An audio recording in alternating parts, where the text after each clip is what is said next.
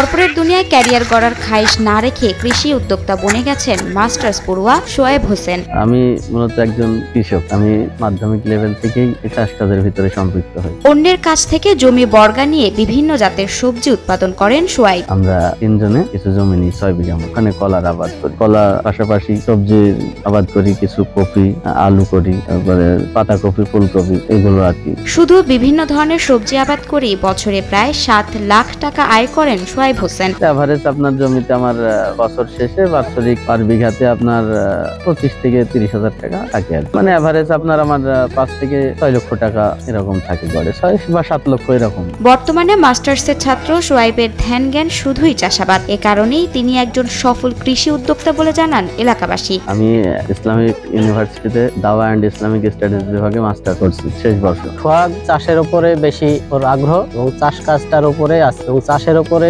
সফলতাটা ওর মোটামুটি ভালো।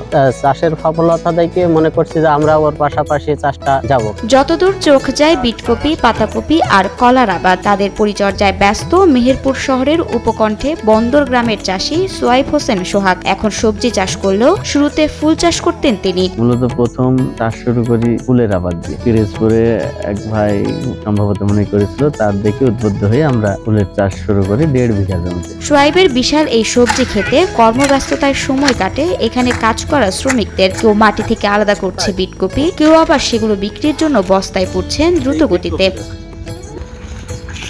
নিজে স্বাবলম্বী হবার সাথে সাথে শোয়েব কর্মস্থানের সুযোগ করে দিয়েছেন 15 থেকে 20 জন মানুষের। আমি ওই মুনিশপাট দেখাশোনা করি, মুনিশে যা করে দেখি, আর নিজে হয়তো একটু জমি আশেপাশে জমির পাশে ঘুরি, দেখাশোনা করি। এটি আমাকে 6,000 টাকা বেতন দেয়। ভাইয়ের কাজ করে, বেস্টেজ দিই, কলাটা লাই দিই, কপিটা বেচ দিই, ভাইজন মাইলি কাজ করে 15,000 বেতন দেয়। এখন শোয়েবের স্বপ্ন নিরাপদ সবজি উৎপাদন করে বিদেশে রপ্তানি করার। আবাদ দিয়ে কর্মজীবন শুরু। এখানেই এই আবাদ থেকেই আর কি আগামীতে সামনের দিকে যাওয়ার চিন্তা ভাবনা আছে।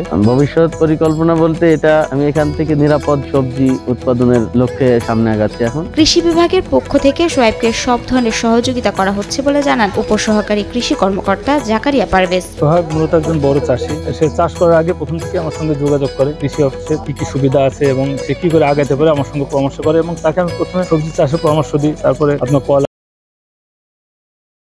সফলতার মুখ দেখে।